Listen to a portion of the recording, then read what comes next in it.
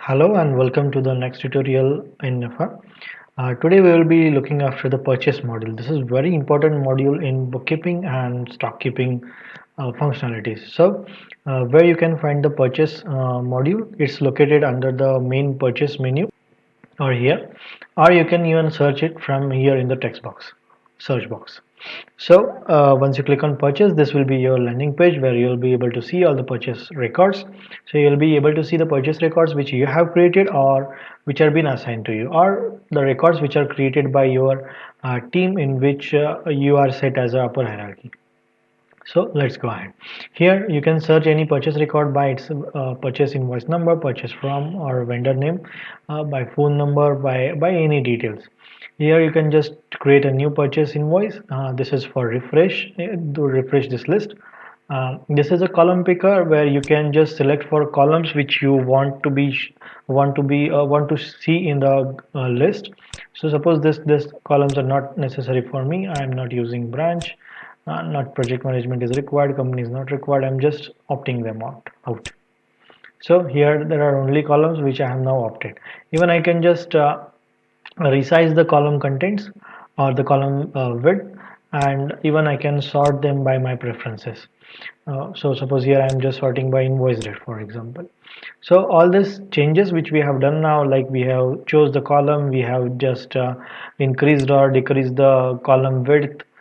This all will be saved for your user login, or the user which is logged in now.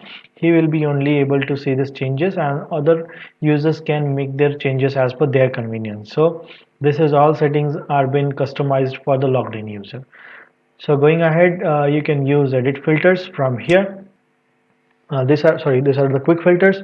Here you can select the start date and end date for the invoice date in the range which you want to see the purchase records. Even you can filter by product, by serial number also. So whatever filters you have applied, you can export that data. Whatever you are seeing in this list here, whatever columns you have chosen, whatever filters you have applied, all the data can be filtered, and it can be even exported to Excel as a report, to PDF as a report. Going ahead, you can use even edit filters. This is advanced filtering option where you can set various probability filters in combinations, and you can generate dynamic reports. This is a very advanced feature. We have a separate tutorial for this. Please go ahead and explore how to use the edit filters. Then we have a detail section. Then we have a bulk delete. If you have permission to delete the records, you can just bulk delete them. Even if you see here, you can edit the some aspects or some attributes of the record from list here itself. Like you can change the assign, you can change the status, and you can edit the bulk records, and just click save here. So whatever changes you've done for multiple records, they will get saved. Then there is a reset preference. So if you observe that when we first logged into this module, the setting was different, like different columns are visible, the size were different, and now we have changed it. So if you want to restore it to default, just click here. It will restore the preferences which you have set, like you change the column sequence, or you change the column width, or you made hidden some column hidden. They will be restored for you only, not for all the other users. Then there is a setting option to set the purchase settings. So click on this, and you will be able to see there are many of the options, like if you want to have tax and stock transferring, you want to have subcontact details, if you want to enable excise, if you want to enable multi-assignee. So if you want to have do's and don'ts when you are doing the quality control. So there are many of those aspects. So please go ahead and explore these options. You can get the details like what this option will do for you, and you can opt it. Even you can customize your flow of purchase module. So you can just do the settings whatever are in line with your business flow.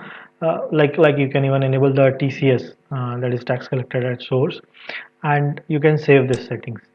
So once done, the settings or those options which you have opted will be configured for your purchase module into your portal. Okay, then there are some grouping options over here where you can just drag and drop the columns, a single column or multiple column, and you can have the pivot view or the grouping view of your data. So there is a separate tutorial for grouping, and also there is advanced option called as views. Please explore these videos for grouping and views. So there are very powerful features and advanced features into Nafhaa. So now let's open the existing record and let's see how the purchase form looks like. So wherever the cursor change to hand cursor, you can click there and it will open the record for you. So this is the purchase record where the invoice number which will be coming from your vendor, purchase from the vendor name you can select from a drop down, date. Here you can add products, multiple products can be added. Then the status, whether you purchased it in cash or credit, so accordingly your accounts or bookkeeping will be affected. Then purchase order number, branch option is there, additional information can be added. Then the packaging HSN code, freight HSN code, and the charges can be added. GST mode can be selected. This is for GST. When you go for a VAT, this option will not be visible. Roundup can be done. The owner will be the one who has created this purchase record into system, and it can be assigned to different user. There is also another section for multi users where you can assign it to multiple users into system. Even you can add the notes for this purchase record. So customs, if customs is enabled, then this GST details and customs can be added over here.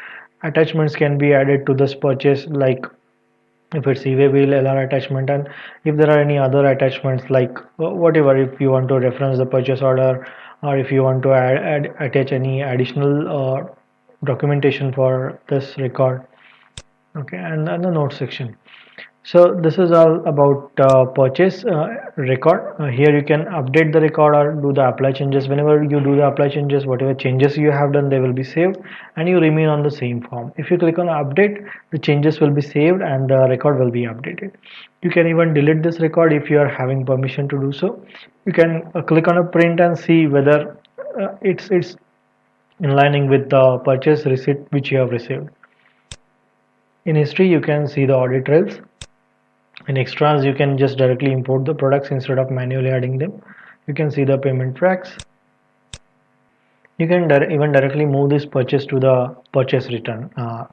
So if there are any returns you need to do to the vendor, like if you have a faulty material or damaged material, so in kind of such situations, you can just convert the sales to, sorry, purchase to purchase return from here itself. No need to have a different data entry. You can just select 1 2 3 whatever products you want to return and click on purchase return. So going back to list, so this was all about purchase, how to see the list of records, how to use the common functionalities given over here, and how the purchase form looks like. So thank you for watching and hope you enjoyed this video.